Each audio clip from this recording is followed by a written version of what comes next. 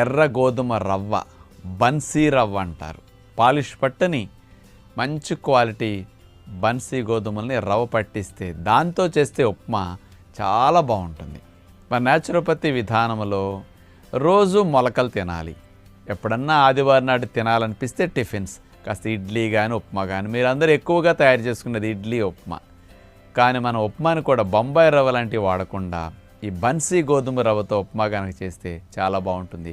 ఎవరు కూడా ఉప్మాలో వెజిటబుల్స్ వాడరు. మనం ఇక్కడ క్యారెట్ ముక్కలు ఎక్కువ వాడతాం.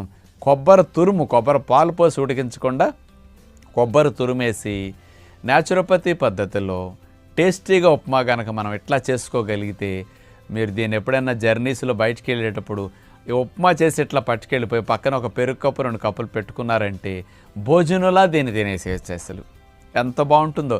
కొబ్బరి పచ్చడి కానీ పల్లీల పచ్చడి కానీ ఒకటి చేసి పెట్టుకుంటే చాలు.